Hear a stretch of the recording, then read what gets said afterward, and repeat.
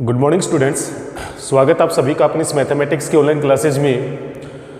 कल जो हमने 8.2 एक्सरसाइज के जो हैं वो 3 क्वेश्चन कंप्लीट कर लिए थे, जिसमें हमें दिए गए फलन का सम्मुख अंतराल में उसे हमें वर्धमान प्रूफ करना था। तो बच्चों, वर्धमान और ह्रासमान किसी भी फलन को किसी भी अंतराल में किस प्रकार से प्रूफ किया जाता है, इस मैकेनिज्म के बारे में कल हमने चर्चा की थी और उम्मीद करता हूं कि वो पूरा मैकेनिज्म जो है आपको समझ में आ गया होगा और आपने उसके ऊपर अच्छे से अभ्यास भी किया होगा। तो बच्चों, आज हम करते हैं यहाँ पे क्वेश्चन नंबर 4। तो देखिए बच्चों, हमें क्वेश्चन नंबर 4 यहाँ पे दिया हुआ है।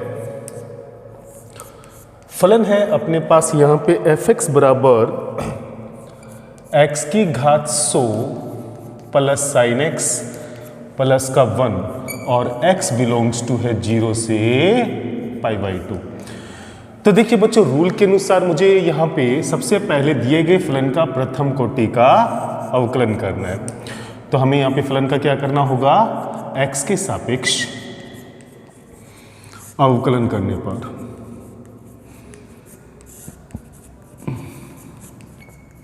तो बच्चों हम इसका x के सापेक्ष अवकलन करेंगे तो हमारे पास आएगा f(x) equals to 100 into x की घात 99 और प्लस sin x का अवकलन हो जाता है cos x। अब देखिए बच्चों, जब मैं यहाँ पे x का मान 0 से π/2 जो कि प्रथम चतुर्थांश होता है, उसमें जो cos x होता है वो पॉजिटिव होगा और 0 से π/2 जो है, अगर मैं यहाँ पे रखता हूँ x की घात 99 के स्थान पे, तो चूंकि यहाँ पर x का मान पॉजिटिव है तो ये वैल्यू भी आपके पास बहुत बड़ी पॉजिटिव वैल्यू आने वाली है। तो पॉजिटिव प्लस पॉजिटिव जो होता है वो पॉजिटिव ही होगा। तो कहने का मतलब for all x belongs to 0 से π/2 f(x) का मान जो है वो हमें 0 से बड़ा प्राप्त होता है। अतः दिया गया फलन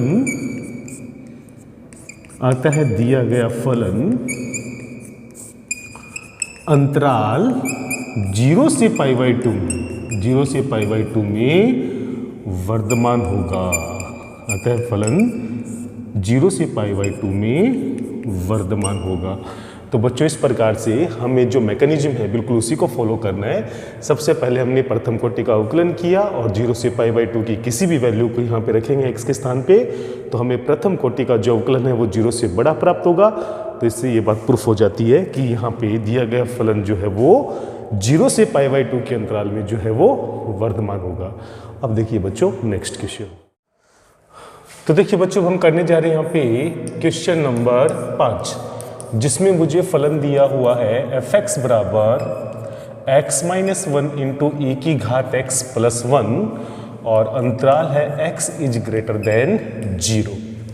तो देखिए बच्चों, हमें x इज ग्रेटर देन 0 के लिए इस फलन को जो है वो वर्धमान प्रूफ करना है। तो देखिए बच्चों, यहाँ पे दिया गया फलन क्या है, दिया गया फलन हमारे पास यहाँ पे दिया गया फलन है f(x) बराबर x-1 e की पावर x प्लस 1। तो बच्चों, सबसे पहले हम क्या करेंगे, रूल के अनुसार हम इस फलन का प्रथम कोटि का अवकलन करेंगे। तो अपने पास आएगा यहाँ पे f(x) इक्वल्स टू, यहाँ पे u इंटू वी का रूल लगेगा तो x-1 रहेगा कांस्टेंट, e की पावर x का अवकलन e की पावर x और x-1 का अवकलन 1 और e की पावर x रहेगा कांस्टेंट और 1 का इंटीग्रेशन हो जाएगा 0। तो बच्चों, इस केस में दोनों ही पक्षों में e की पावर x जो है वो कॉमन आएगा, तो यहाँ पे आएगा x-1 और प्लस का 1, तो कुल मिलाकर यहाँ पर x e की पावर x जो है वो शेष बचेगा। तो अब देखिए बच्चों, चूंकि x का मान हमें पहले से ही पॉजिटिव दिया हुआ है, x is greater than 0 and for all x greater than 0 हम जानते हैं कि e की पावर x, या यूं कहिए कि for all x belongs to r, सभी वास्तविक संख्याओं के लिए हम जानते हैं कि e की पावर x का मान जो है वो 0 से क्या होता है, बड़ा होता है। तो बच्चों ध्यान रहे, ये एक चर घातांकी फलन है और यहाँ पर x का मान आप कुछ भी रख दीजिए, कोई भी वास्तविक संख्या रख दीजिए, e की पावर x का मान सदैव जो होता है वो 0 से बड़ा होता है। तो बच्चों, यहाँ पर प्रत्येक x बिलोंग्स टू r के लिए e की पावर x का मान भी 0 से बड़ा होगा। x ऑलरेडी 0 से बड़ा दिया हुआ है, तो x और e की घात x का जो गुणनफल है, तो x और e की घात x का जो गुणनफल है बच्चों, वो भी 0 से क्या होगा, बड़ा, और x और e की घात x का गुणनफल f(x) के बराबर है। तो इस अंतराल में प्रथम कोटि का अवकलन चूंकि 0 से बड़ा आ रहा है, इसका मतलब अतः फलन जो है दिए गए अंतराल में क्या होगा, वर्धमान होगा। तो बच्चों हमें सिंपली प्रथम कोटि के अवकलन को 0 से बड़ा प्रूफ करना था तर्क के द्वारा। तो बच्चों हमने यहाँ पे लॉजिक ये दिया कि चूंकि x का मान 0 से बड़ा हमें दिया हुआ है और e की घात x एक चर घातांक के फलन है जो कि प्रत्येक वास्तविक संख्या के लिए 0 से बड़ा होता है, तो इन दोनों का जो गुणनफल होगा वो भी 0 से बड़ा होगा, अर्थात प्रथम कोटि का अवकलन 0 से बड़ा हो गया। तो इस अंतराल में ये फलन जो है वो वर्धमान होगा। चलिए बच्चों नेक्स्ट क्वेश्चन करते हैं। अब देखिए बच्चों यहाँ पे क्वेश्चन नंबर 6 हम करने जा रहे हैं, जो हमें दिया हुआ है फलन f(x) बराबर x की घात 3 माइनस में आएगा यहाँ पे 6x स्क्वेयर प्लस का 12x और माइनस का 1 और अंतराल है x बिलोंग्स टू r। तो देखिए बच्चों सिंपली हमें दिए गए फलन को x बिलोंग्स टू r के अंदर यानी सभी वास्तविक संख्याओं के लिए हमें इसको जो है वो वर्धमान प्रूफ करना है। तो बच्चों हम सबसे पहले क्या करेंगे, दिए गए फलन का प्रथम कोटि का अवकलन ज्ञात करेंगे। तो बच्चों अपने पास यहाँ पर आएगा 3x स्क्वेयर माइनस का 12x और 12x का अवकलन हो जाएगा प्लस का 12। अब देखिए बच्चों यहाँ पे x बिलोंग्स टू r, चूंकि हमें सभी वास्तविक संख्याओं के लिए इसको वर्धमान प्रूफ करना है, तो ये बात तो पॉसिबल है नहीं कि मैं यहाँ पे x की वैल्यू जो है सभी वास्तविक संख्याओं को रख के देखूं।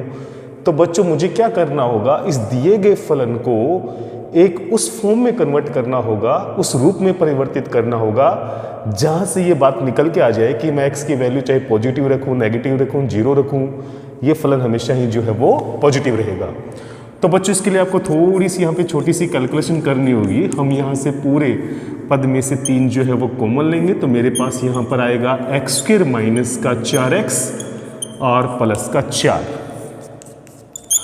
तो बच्चों 3 कॉमन लेने के बाद अंदर जो द्विघात समीकरण बची है इसको मैं लिख सकता हूँ यहाँ पे x माइनस 2 की होल स्क्वायर। तो देखिए बच्चों यहाँ पे प्रथम कोटि का अवकलन जो है वो इस रूप में परिवर्तित हो चुका है और यहाँ पर ये बात प्रूफ हो जाती है कि मैं यहाँ पर इस पद में x का मान चाहे पॉजिटिव लूँ, चाहे नेगेटिव लूँ, चाहे शून्य लूँ, हमेशा इस पद का मान जो है वो पॉजिटिव ही आना है, क्योंकि यहाँ पर क्या दिया हुआ है, स्क्वायर। तो अगर नेगेटिव भी आएगा तो उसका वर्ग चूंकि पॉजिटिव होता है और उसको मैं 3 से गुणा करूंगा, तो मेरे पास f' का मान प्रत्येक वास्तविक संख्या के लिए जो है वो पॉजिटिव रहेगा। तो लिखने का तरीका क्या होगा बच्चों, for all x belongs to r x minus 2 की होल स्क्वायर का मान इज ऑलवेज पॉजिटिव।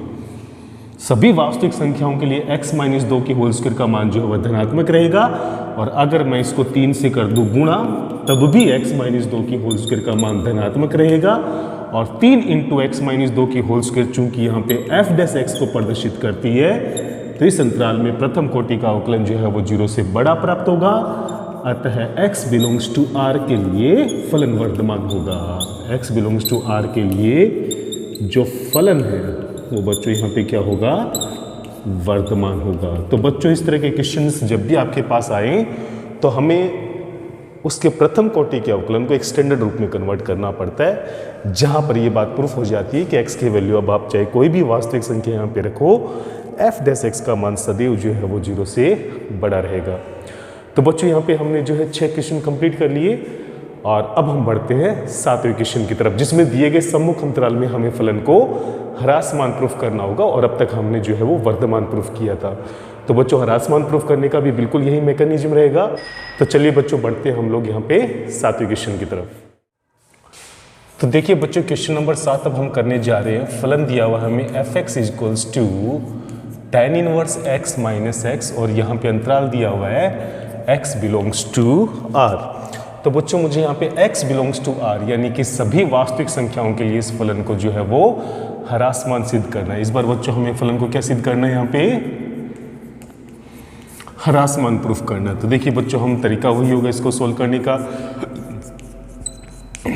हमें फलन दिया हुआ है f(x) बराबर tan inverse x minus x, और अब हम क्या करेंगे, इसका सबसे पहले प्रथम कोटि का अवकलन। तो tan इनवर्स x का अवकलन होता है 1/1 प्लस x स्क्वायर, और x का अवकलन हो जाएगा 1। अब बच्चों यहाँ पर लघुत्तम जो है वो 1 प्लस x स्क्वायर आएगा, तो यहाँ पे बचेगा 1 माइनस 1 प्लस x स्क्वायर को 1 से इंटू करेंगे तो ये माइनस का 1 और माइनस का x स्क्वायर होगा। तो कुल मिलाकर यहाँ पे माइनस का एक्स स्क्वायर बटे 1 प्लस एक्स स्क्वायर जो है वो एफ डैश एक्स का मान आएगा। अब देखिए बच्चों, हमें यहाँ पे प्रत्येक वास्तविक संख्या के लिए एफ डैश एक्स को जो है वो लेस देन 0 प्रूफ करना है। तो देखिए बच्चों, लिखने का तरीका यहाँ पर ये होगा, चूंकि for all x belongs to R, सभी वास्तविक संख्याओं के लिए हम जानते हैं कि एक्स स्क्वायर का मान 0 से बड़ा होता है। ये बात बिल्कुल सत्य है। आप x का मान कोई भी वास्तविक संख्या ले लो, परंतु एक्स स्क्वायर का मान जो है वो 0 से क्या होगा, बड़ा होगा। साथ ही साथ बच्चों 1 प्लस एक्स स्क्वायर का मान भी 0 से क्या होगा, बड़ा, क्योंकि एक्स स्क्वायर पॉजिटिव है, उसमें 1 को ऐड करेंगे तो भी ये क्या हो जाएगा, 0 से बड़ा। इसका मतलब बच्चों पॉजिटिव अपॉन में पॉजिटिव, यानी कि एक्स स्क्वायर बट्टे 1 प्लस एक्स स्क्वायर का जो अनुपात है वो भी क्या होगा, 0 से बड़ा होगा। परंतु बच्चों अगर मैं दोनों तरफ यहाँ पे माइनस से मल्टीप्लाई कर दूं, क्योंकि यहाँ पे माइनस से मल्टीप्लाई है, तो बच्चों ये ग्रेटर देन किस में कन्वर्ट हो जाएगा, लेस देन में। तो माइनस एक्स स्क्वायर बट्टे 1 प्लस एक्स स्क्वायर का मान जो है वो 0 से क्या होगा, छोटा। इसका मतलब एफ डैश एक्स का मान दिए गए अंतराल में 0 से छोटा है, अतः फलन क्या होगा, ह्रासमान होगा। अतः फलन ह्रासमान होगा।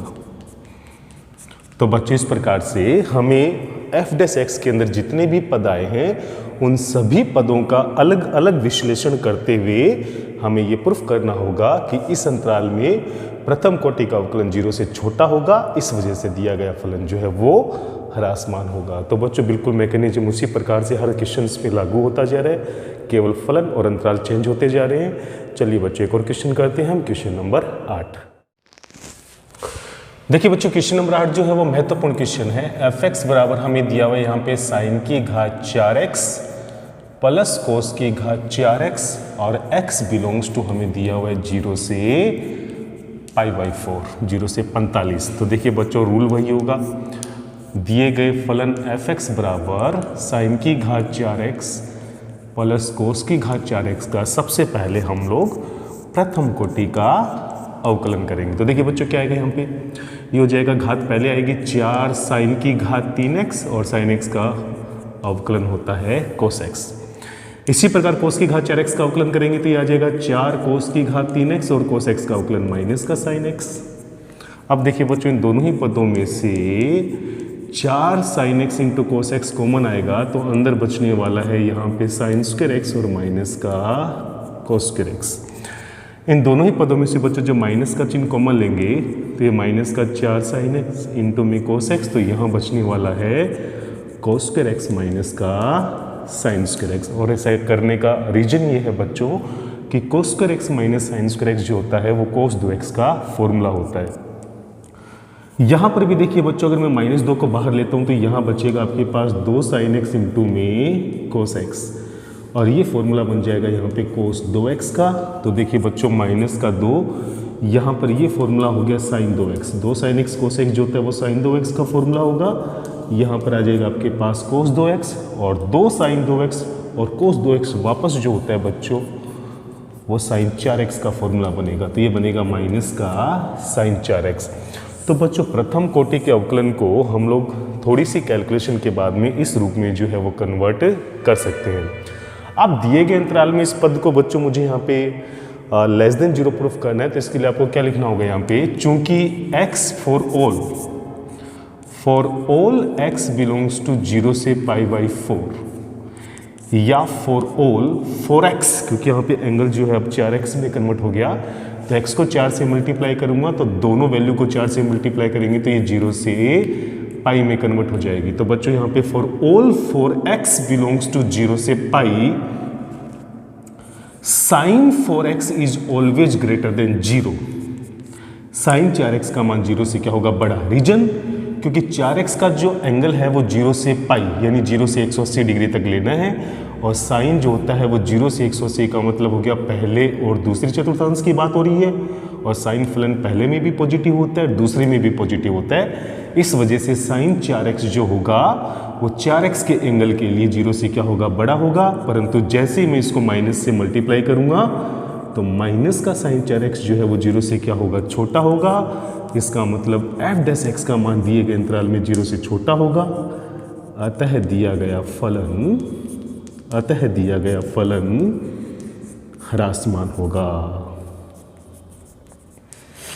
अतः दिया गया फलन जो है वो क्या होगा, ह्रासमान होगा। तो बच्चों इस प्रकार से हम लोग दिए गए फलन को वर्धमान या ह्रासमान किसी भी प्रकार से एक निश्चित मैकेनिज्म से जो है हम लोग प्रूफ कर सकते हैं। इसके ऊपर आप अच्छे से अभ्यास कीजिए। तो बच्चों काफ़ी महत्वपूर्ण क्वेश्चन मैंने आपको ये बताया है, इसके ऊपर आप जरूर अभ्यास कीजिएगा। बच्चों आज के लिए हम लोग इतना ही करेंगे, बचे हुए क्वेश्चंस को हम कल के वीडियो में कंप्लीट कर देंगे। और फिर भी किसी भी प्रकार का कोई भी डाउट हो तो आप जरूर पूछिएगा। तब तक के लिए जय हिंद, जय भारत।